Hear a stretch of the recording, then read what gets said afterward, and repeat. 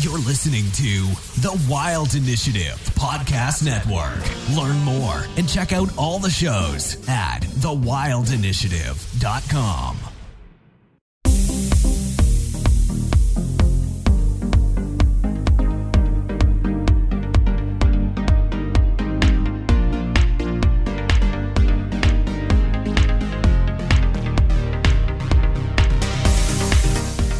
You're listening to the Fish Untamed podcast, where we talk all things fishing, conservation, and the outdoors. Today on the show, I'm joined by Eddy Wittry with the Denver program of Project Healing Waters.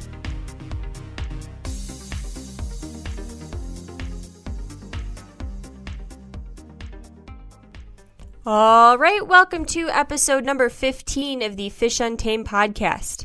Today, I'm joined by Eddy Wittry, who until recently was the program lead for the Denver chapter of Project Healing Waters.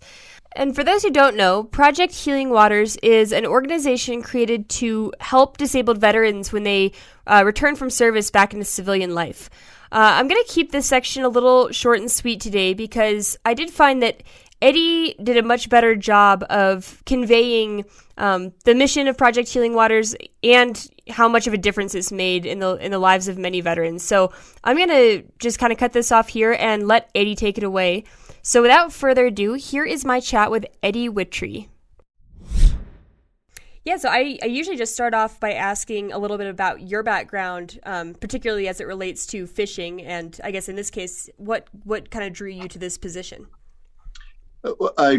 Quite frankly, I'd spent so many years teaching my kids how to fish, and most years I'm on the water about 50 days, and so I'm a fish head.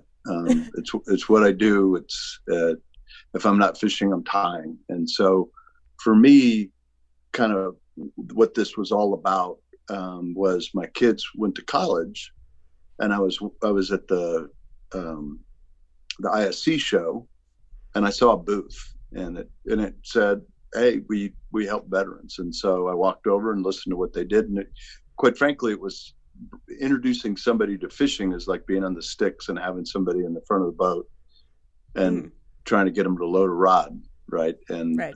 It was something that was really natural to me, and so what drew me is that I had capacity since my kids were spending all my money at universities. So it sounds like you transitioned from teaching them to trying to find a new helpful outlet for your desire to introduce more people to fishing.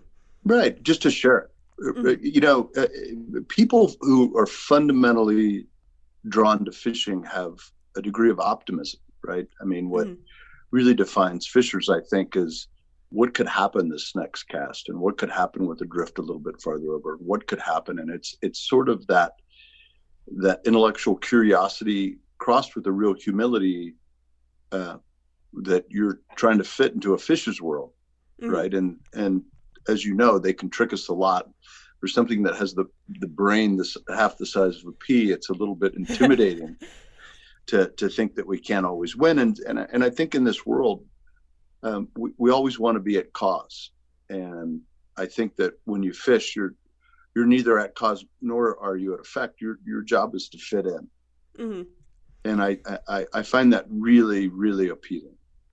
So was this, you said you came across a booth, and I assumed this was for Project Healing Waters, and did you just get to talking with them and say like, hey, this is something I want to do, I want to volunteer?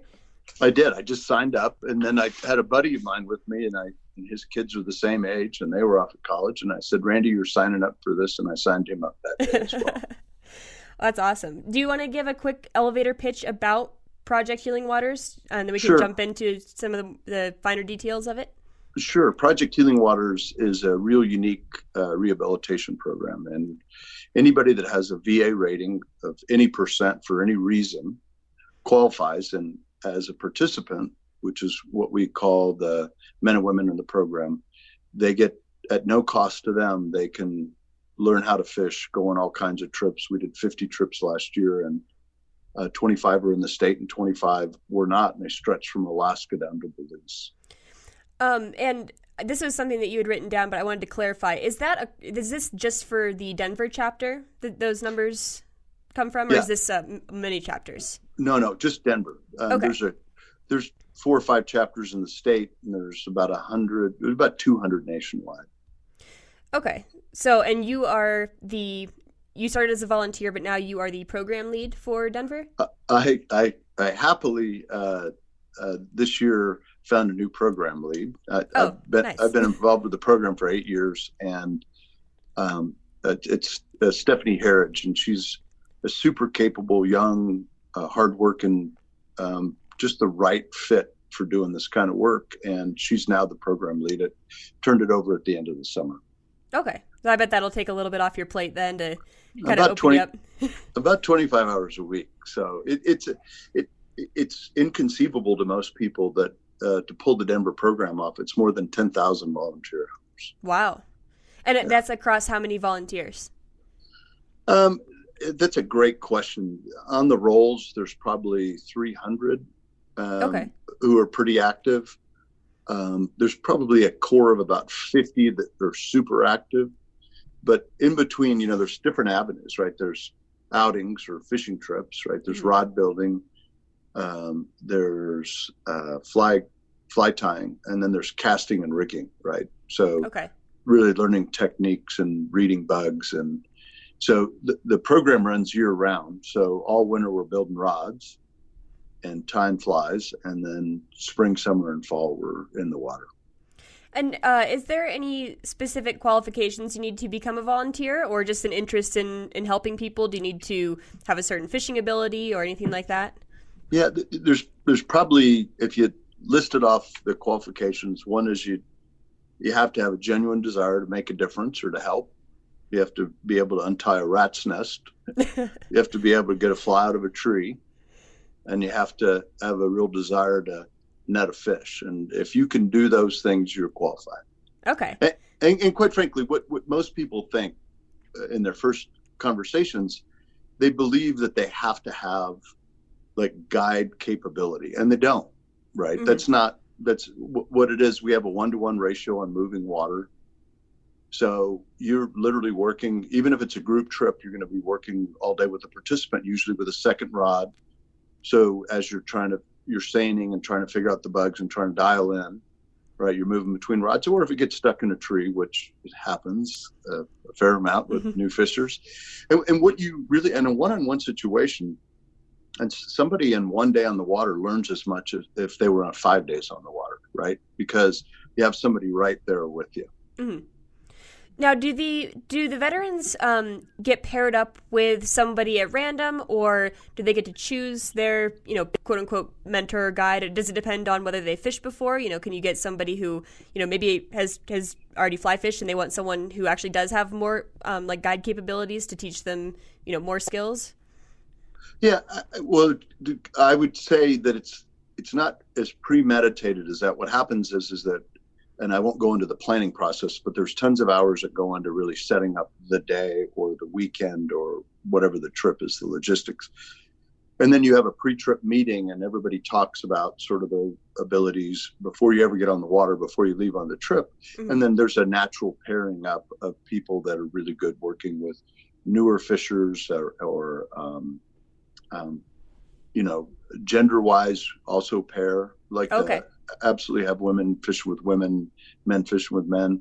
I mean, we absolutely cross over, but we just try to, our whole, just the whole motive and the whole aim is to make people comfortable, right? Mm-hmm. So do you want to talk a little bit about kind of the benefits that a vet would get from a program like this, and maybe also talk about what goes into a typical trip, like from start to finish, and then maybe follow that up with some of the benefits that you see from these trips and where they get them? Well, because I think most people listening would rather get to the benefits right away. I'll give you the benefits and then I'll tell you how we get there. Okay. So the absolute fact is that when you're on the water and you're doing one cast, one drift, right, one fish right now, what happens to you is you get into present time. Mm-hmm. And if you think about present time and the concept of present time, in those moments, nothing else matters, right? Mm-hmm. The past doesn't matter. If you're overcoming an injury, the injury doesn't matter, because it's this opportunity to be at present time. And if you think about the different world religions and the different things that they do to get into present time, because it's a very spiritual place. Mm-hmm. Now, it happens on a river and it's beautiful, and that helps a ton. But the absolute fact is the more that I put you in present time and the more that I put you in an environment that's beautiful and around people who really care, the past becomes less of an issue trip after trip after trip. And that's what happens. There's, we have a lot of traumatic brain injury. We have a lot of, you can look at most people that have a disability rating and you would never know.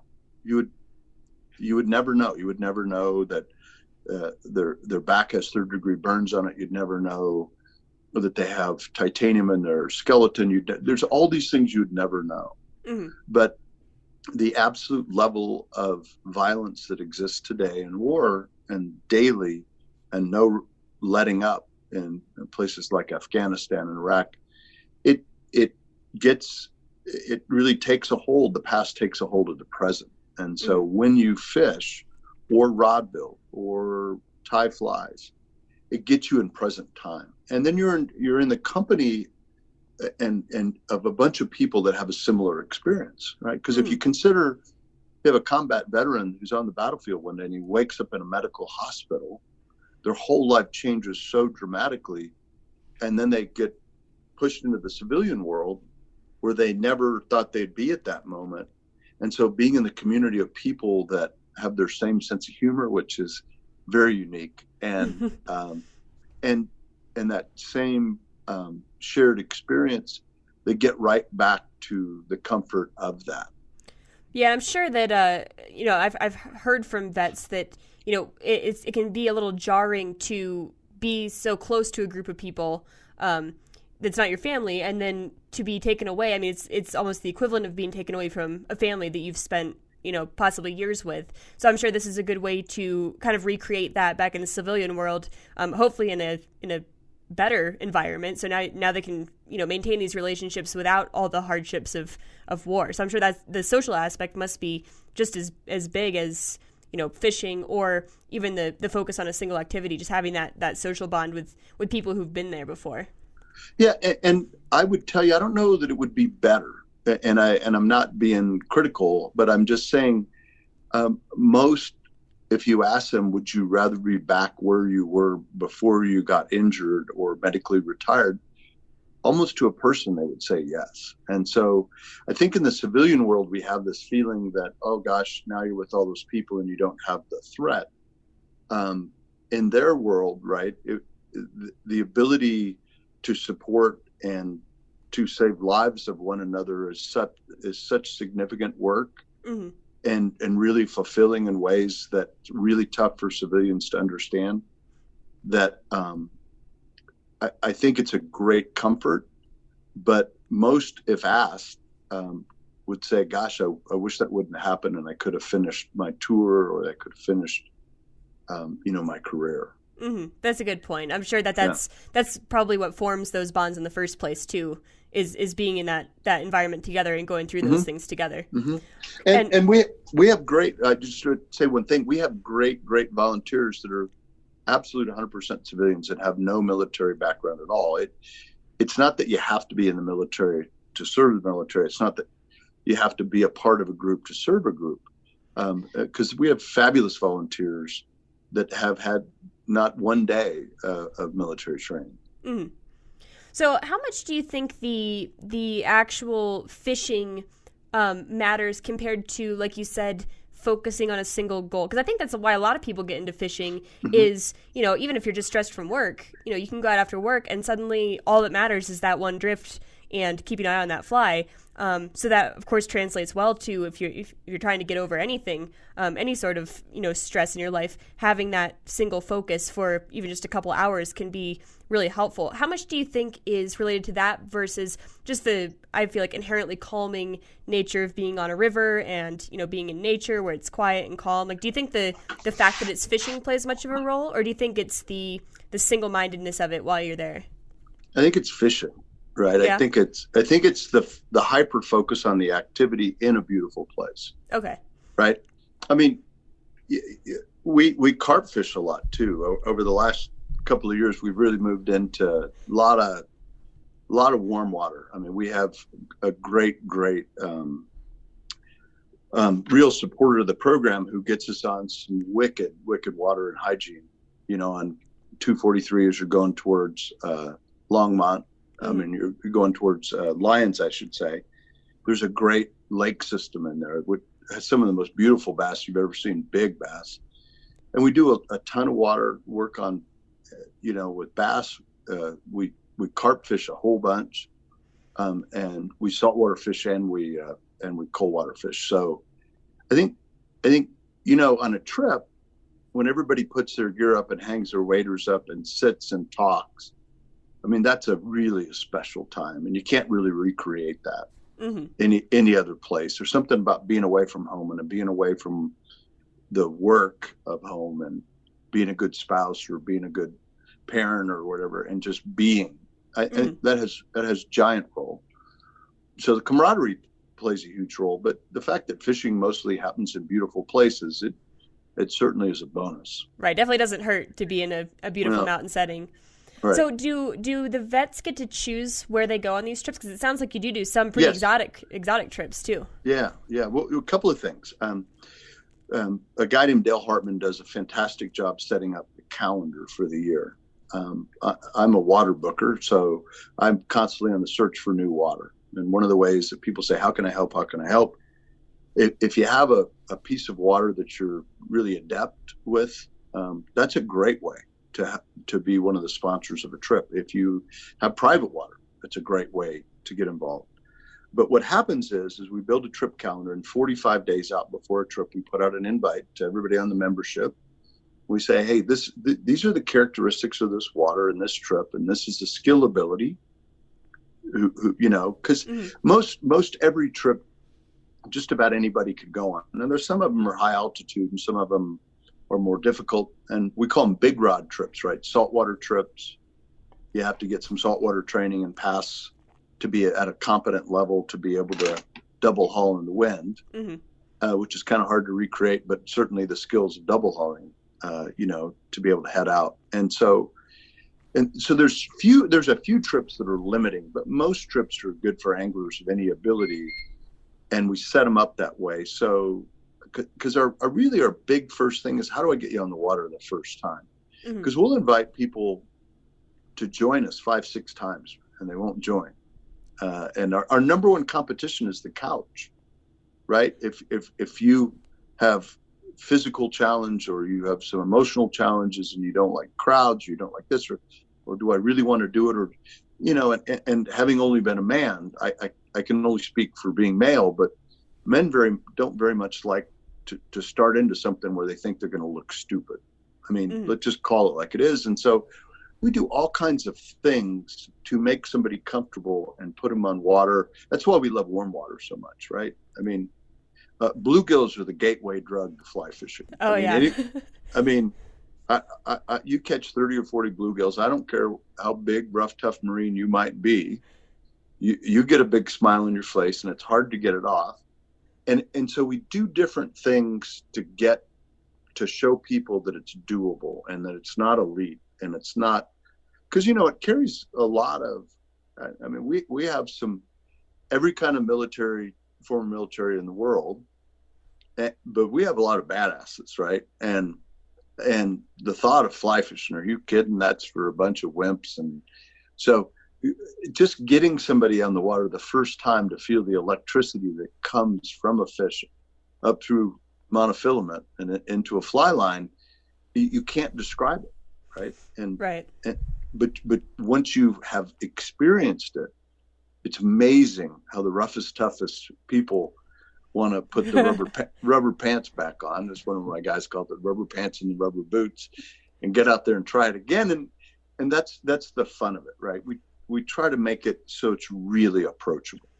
Yeah, I'm sure the warm water helps not only because, like you said, bluegill are just a ton of fun to catch, but it probably, I feel like most people have gone fishing at least, once in their life, not fly fishing necessarily, but, most kids have throwing a spin rod out somewhere, and there's a good chance it was for something like bass or bluegill, whereas I could see that, hearing that you're going trout fishing for the first time could be a little overwhelming if you've never gone trout fishing before, which is, very likely a kid may have never gone fly fishing, but those vets may have fished for bass or bluegill, even if it was years ago and on a spin rod. That's at least something they can connect with and say like, oh, I remember having a good time doing that.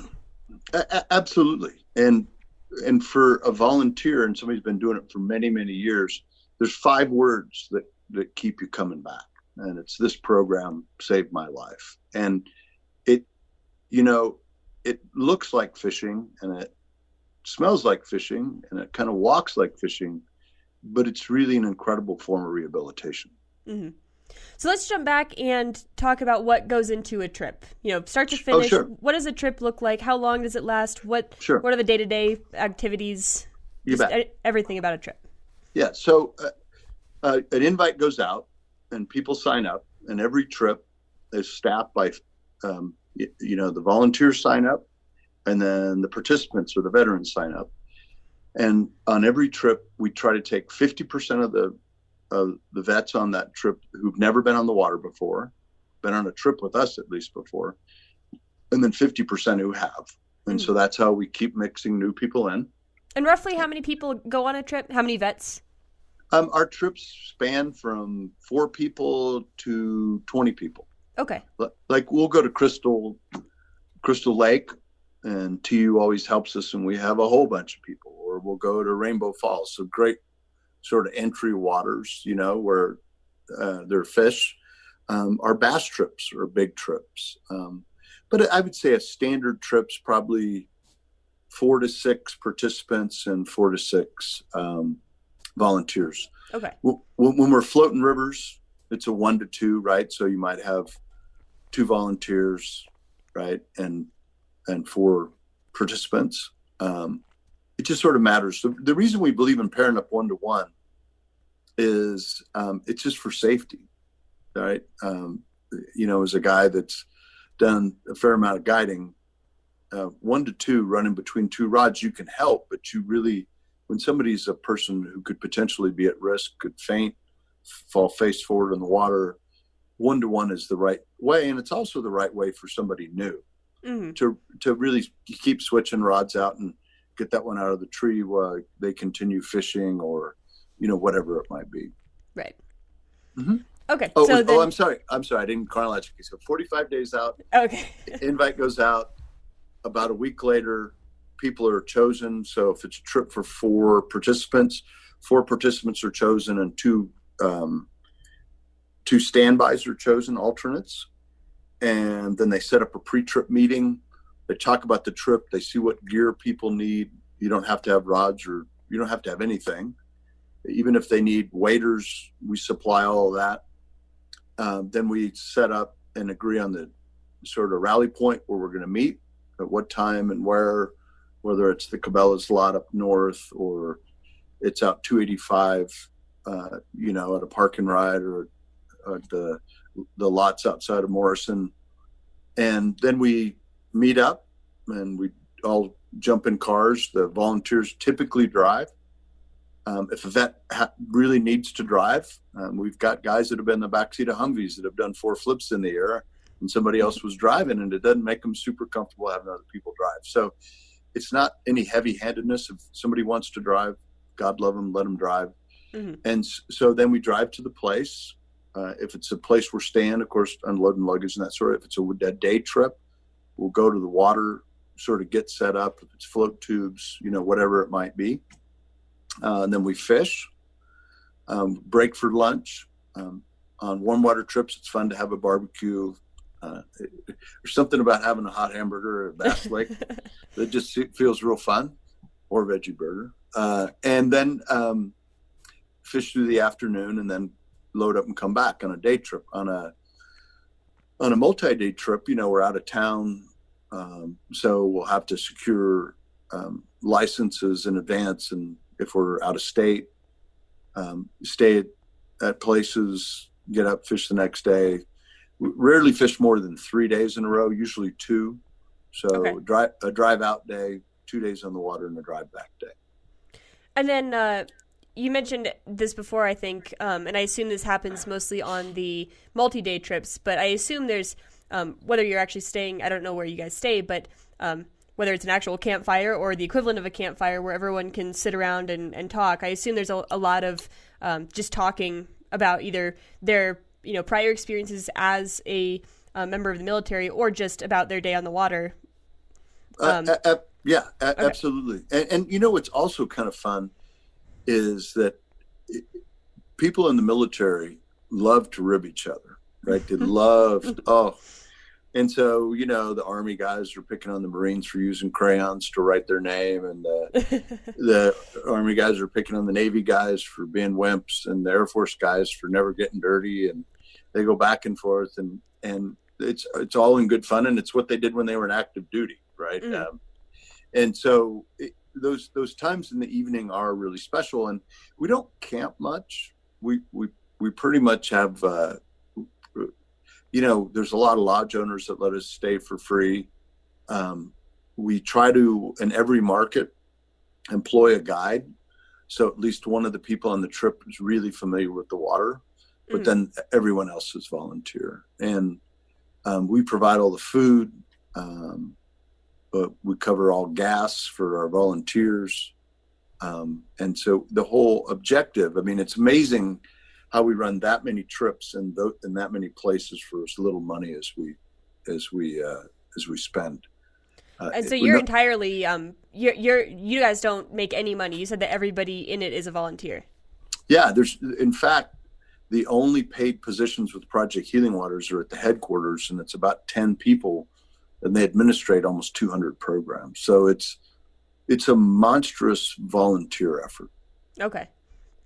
Now, where do you just raise money through like fundraisers or? All kinds of different ways. We do fundraisers. We have one big fundraiser we do with Mountain States Lumber and Building Materials Dealers Association. They're fantastic. They provide the lion's share of our operating budget. But just today, there's a business every year that gives us $5,000. A business person writes a check every December for $5,000. But $300 in our program totally funds a veteran for a year on the water. Oh wow, okay, that's less than I thought it would take. Yeah, and for in-state trips, sure. we're pretty good at raising money, and so we try to have some pretty sexy trips. And again, to get more people off the couch, to get somebody say, I'd love to go to Alaska. I'd love to fish Pyramid Lake. We had at Pyramid Lake, and I'm not going to get my numbers exactly right, but I know that we had 4 fish over 15 pounds, 4 cutthroats. And I know that we had like 20 something over 20 inches. So, having those kind of headliner trips is a great way for somebody to say, man, I want to go there. Right. Right. And we go to Montana a bunch. We go to Wyoming a bunch. We go to New Mexico. We went down to Galveston and did redfish this year. We went to Belize for a week. Unbelievable. And this was our first year actually to do a cast and blast, where out of Thermopolis, we actually had a fishing and duck hunting trip. Oh, that sounds fun. Yeah. It's a good way to get your feathers. Right. for the fly tying section. Uh-huh. Do you want to talk about that real quick? Because it's not just fishing. You mentioned that they do rod building and also fly tying. And I assume those are also, for people who are interested in those things. Right. But how do those trips go?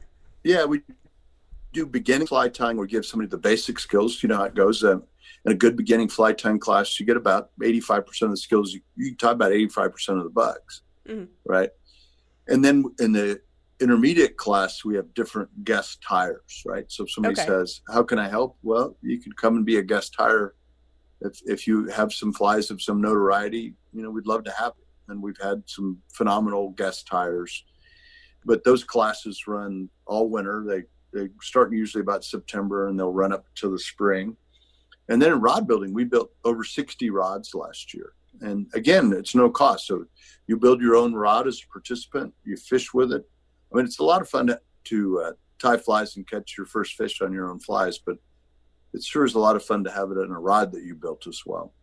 I just finished building my first rod, and I haven't gotten to fish it yet, but I'm itching to. And I agree. I think I'll feel more satisfaction using my own rod than my own fly. I think just the amount of time that you put into it, I think you just feel that connection. So I'm sure that's also a positive impact. Not to take away from fly tying, but you can tie 24 flies at a time.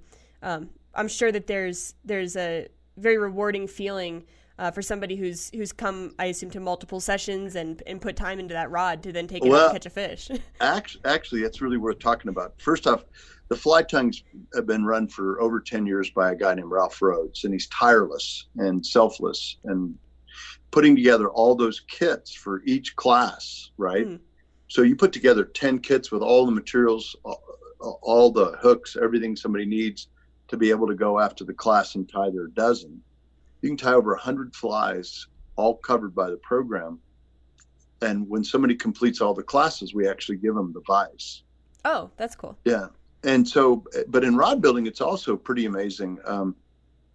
We have national winners as beginners in rod building and fly tying because we have really great instructors. Pat Higgins is a professional rod builder, has worked a ton with Sarabella and a bunch of other companies. Sarabella is always good to us. They always provide volunteers. JP's always there. And what they do is build a rod in 3 classes. Oh, wow. Okay. Yeah. And Pat really knows how to, rod building classes were traditionally 6 or 8 weeks. And it's hard to keep somebody's interest. Pat teaches you the basics in class 1. In class 2, you're wrapping, and then class 3, you're gluing. And it's all of a sudden in 3 weeks, you've got your own rod. And again, all covered by the program. And it's an amazing experience. And when somebody completes a rod, we also give them a reel and we give them line. Because giving somebody a rod is sort of giving somebody a bicycle without tires, Right, just giving them something else to buy. Right. And so literally from that class, they have their own rod at their own time. It goes back to bluegills, so chase bluegills and carpets. That's a good point, though, because I did find myself, when I was doing mine, it was hard to pull myself away from it. And there were times where I hit a step where I had to wait. I had to wait for the glue to dry or wait for something to happen. And I was like itching for it to finish up so I could move on to the next step. So I could see that doing it in just 3 sessions might be more appealing than having to wait months for it to actually finish. It is. What are some of the actually there's something else I want to get to first. Do you notice that people get more, I don't know if I want to say emotional or mental benefits from the program, or do you also see physical benefits? Because I assume there's a wide range of disabilities, anything from a physical disability to PTSD, and I think the emotional benefits are pretty obvious. But fly fishing is also physical activity. Yeah, I would tell you that the CEO of the program is a guy named Todd DeGrossier, and he's a colonel. Marine Corps, is medically retired, real significant injuries, especially traumatic brain injuries. And he used to spend hours in these rehab classes putting bolts together and getting his motor skills back. And he had really bad vertigo. And he had to learn how to play the guitar. There was all these occupational therapy kind of things. And then as he was introduced by the program, his counselor said, I want you to go fishing. And he was like, could you please write a note for my wife so she knows that I'm telling the truth? Prescription for fishing. Yeah. But for hand-eye, for balance, for coordination, there's actually a ton of physical benefits. Especially brain injuries are so difficult to come back from and so frustrating. And it's a fantastic way to do it. Mm-hmm. Do you want to talk a bit? I've got a list of things that you wanted to mention, and one of the things was that you never ask veterans about their disability unless they choose to bring it up. So do you just want to talk about that a little bit? You bet. We have a really neat way to sign up somebody, connect them with the program on a cell phone through an API. where I'll be out someplace. Let's just say I'm at a biker ball, just perhaps, and I see a veteran hat, or I see a Marine hat, or and I'll walk up and I say, "Hey, have you heard about Project Healing Waters?" And they'll say, "No." And say, "Well, if you know anybody that has any disability rating to any percent, they can come and fish with us for free. And we have trips from Alaska to Belize, and you don't have to know a thing." And we ask through people. And then that person will often say, "Well, I've got a rating."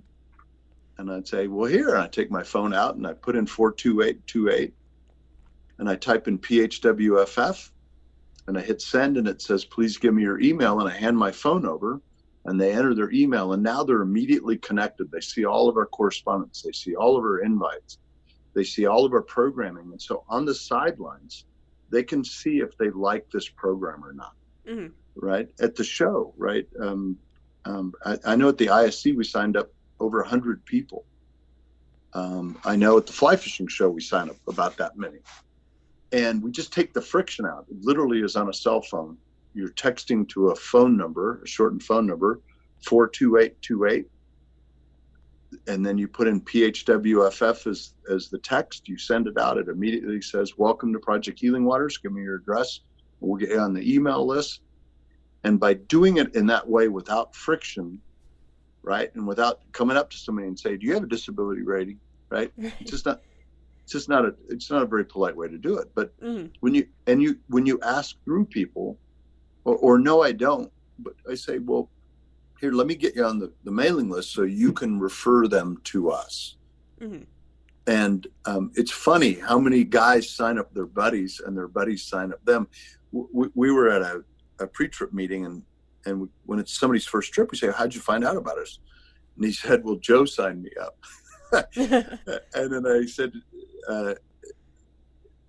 said, "Well, Joe, how'd you find out about us?" He said, "Well, Eric signed me up." So a lot of times guys joking with each other will sign each other up, or sometimes seriously really want them to enjoy. It's a benefit, right? We have a great debt to the people who have served us to do our very best to help them in civilian life. And gosh, I have people say, "Gosh, I only have 10% hearing loss. I have 10% rating. It's for hearing loss. I really shouldn't fish with you." And I say, "You should absolutely fish with us." And they say, "Why?" And I said, "Because you'll be in the company of other people that would really benefit from knowing you, right? I can afford to fish, and I don't need it for free. And I was a real successful investment banker, and I'm retired, and I shouldn't sign up." And I say, "Yes, you should, because you could be a great mentor to somebody who's making their way into the civilian world." So do you find that people, and I'm sure this varies, I'm sure, but do you find that people come on a couple trips and, I don't want to say are healed after that, because I think that would be not doing it justice, but find that they have gained the benefit that they want and are ready to move on? Or do you find that people come back for years and years and turn it more into a lifestyle that they continue with permanently? I'd say it's about half and half. Okay. I would say half the people really get involved with the program and we see them for years. Okay. The other half really fall in love with fishing, and they go all the time on their own, and they form all these friendships, and they fish way more off of our trips than on our trips with new friends that they have in the program. Somebody said to me once, I've been around a lot of volunteer organizations, and I've never found so many quality volunteers that really want to help. And I think that's what surprises people. What surprises people, especially in the military, there's so many civilians that really want to truly share this experience with them and have them catch the disease of wanting to be on the water all the time and liking to look at rod racks on cars. And that shared experience. And, we don't make it overly like mysterious or not one of the volunteers is tasked with healing anybody, right? Or rehabbing anybody. They're tasked with having a safe, comfortable, fun trip. And that's pretty fun volunteerism. Yeah, I think you made a good point that it kind of has to be a very selfless group of people, just because comparing it to some of the other fly fishing or fish-related nonprofits, let's just say Trout Unlimited. Obviously, I have no problems with Trout Unlimited, but you could be getting into that kind of for a selfish reason. Like, I like fishing. I really want to have better water to go fishing in and more fish to catch. But in this case, if you're volunteering, you're not, improving the fish stocks for your own good. If you volunteer, you kind of have to have 100% focus on helping somebody else. There's really I don't want to say no benefit for you, because I'm sure that the volunteers do get a very high level of satisfaction out of helping people, and I'm sure they make lasting relationships, but it doesn't come from a place of wanting to improve anything for their own lives. It comes from a place of wanting to improve other people's lives. I agree with everything you said. Everybody's, and I can say, I hate absolutes, but I would tell you that everybody who gets involved has a genuine desire to make somebody's life better. Okay. And fishing is just a vehicle. That's all fishing is just a vehicle to do that. Right.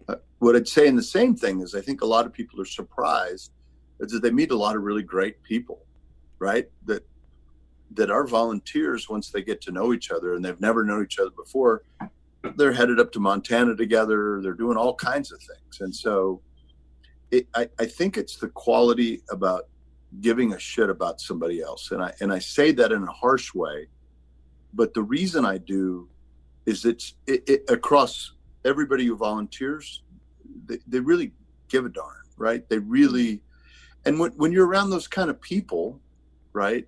When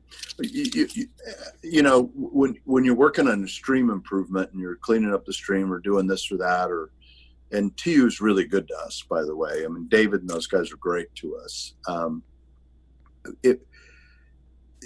your point, you're kind of doing it to make it better, kind of for yourself, but you're still around a bunch of people that are trying to make something better. I think the difference is when you're around a group of people who have a common love of fishing, but they really want to make something better for somebody else, it's unusual. And I would tell you that for the first 5 years I volunteered on the program, I went on one trip. My work almost exclusively was foundational around org dynamics and how to make it grow and scale. Right. And so it's not all about being on the water either. If somebody's especially good at Salesforce, gosh, we always need people in that. If somebody's especially good at events, if somebody likes logistics, right? We have somebody that maintains our storage locker. She has a perfect inventory. She keeps track of the rods coming in and out. We have AEDs, high value equipment. We have water activated PFDs that are checked in and out.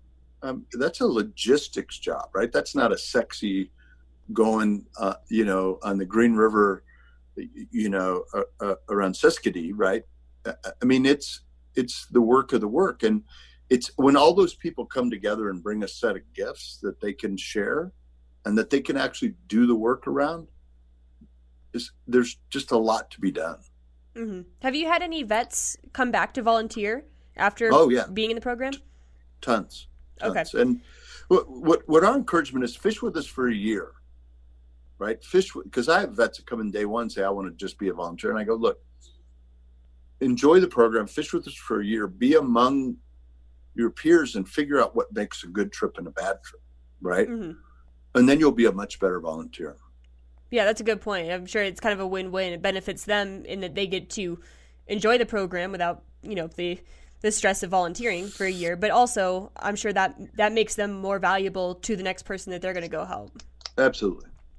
Have you, has Project Healing Waters ever thought of, and I just thought of this because you had mentioned earlier that a lot of the vets do kind of feel a little, bummed is not, probably the right word, but they feel like they didn't finish what they started. They went into the military and now they're back in civilian life, and that's not where they had wanted to be. Has Project Healing Waters thought about ever incorporating a volunteer aspect similar to Trout Unlimited, let's say like stream restoration, where it would give vets the opportunity to, feel like they're giving back? Because I'm sure there's, like you said, people have have wanted to come in and volunteer right away. And I'm sure that comes from a place of wanting to continue what they started and helping people.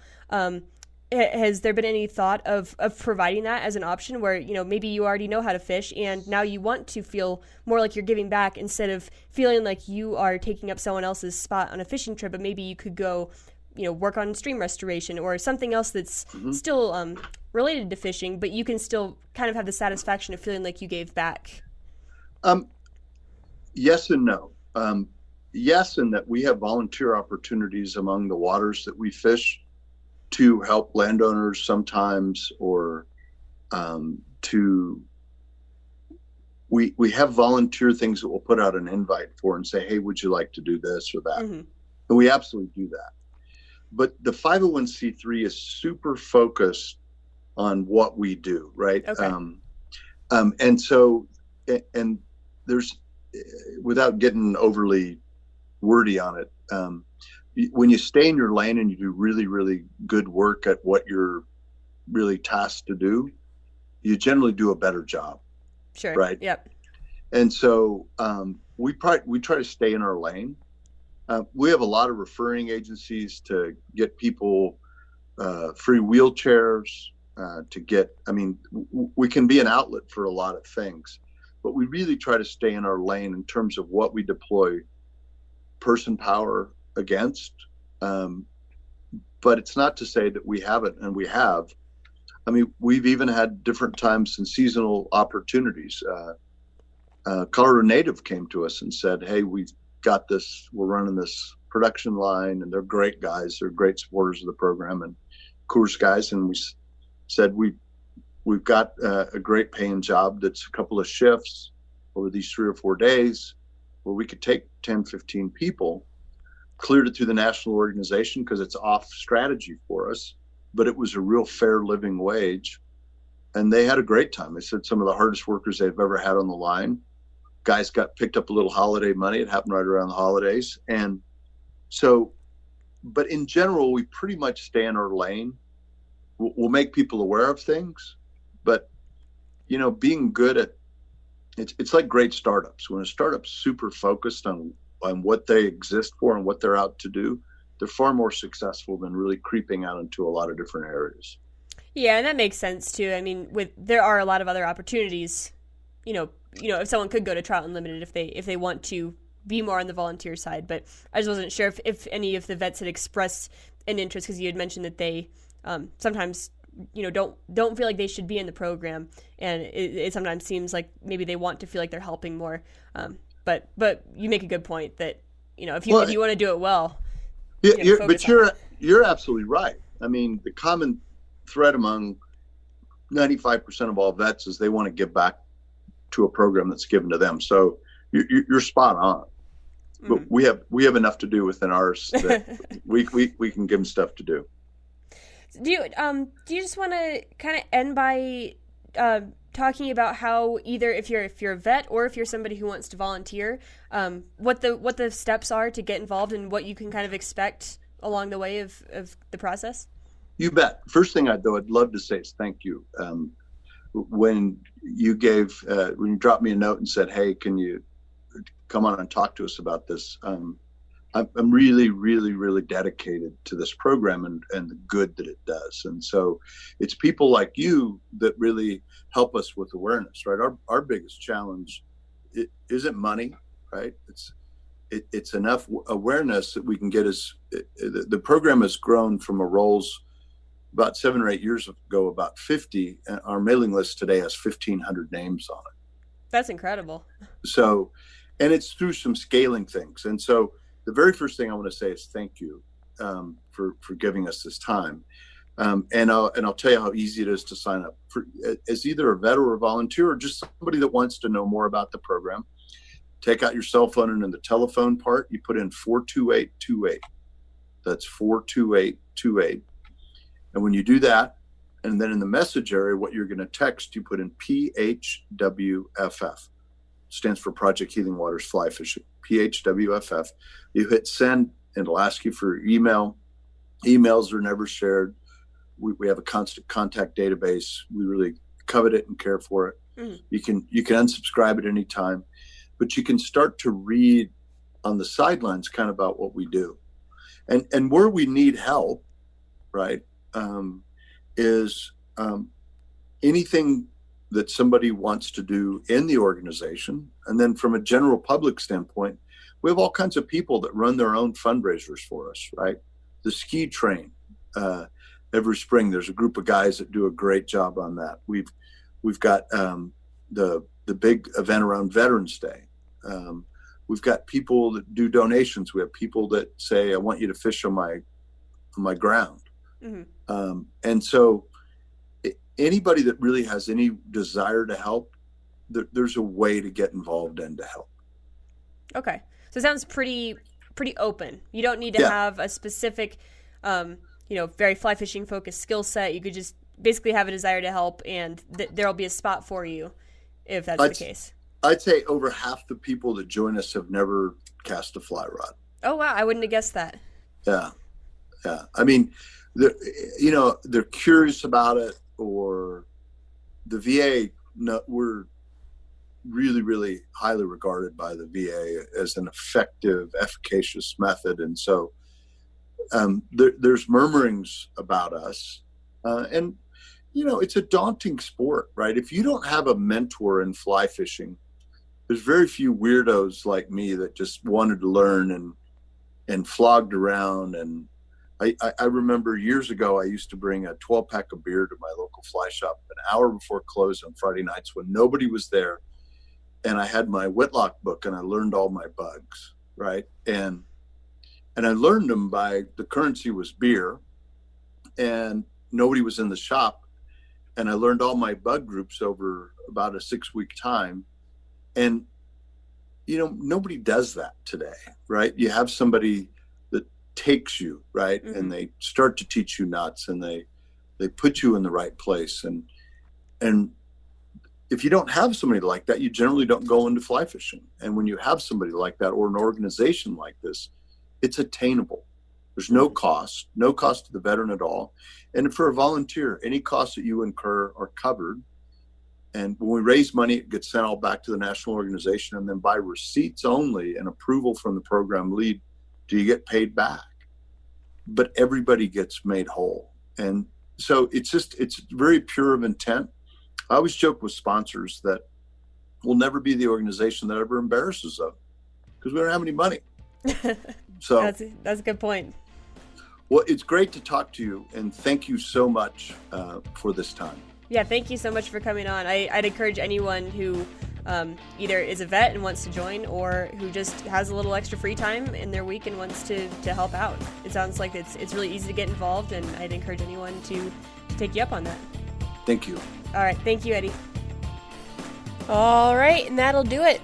As always, if you liked what you heard, go ahead and go over to the Wild Initiative podcast.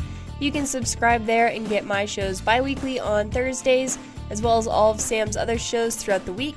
You can also find all my episodes on fishuntamed.com in addition to backcountry fly fishing articles. You can find me on social media under my name, Katie Bergert, on Go Wild, or at Fish Untamed on Instagram. And I will see you all back here in 2 weeks. All right. Bye, everybody.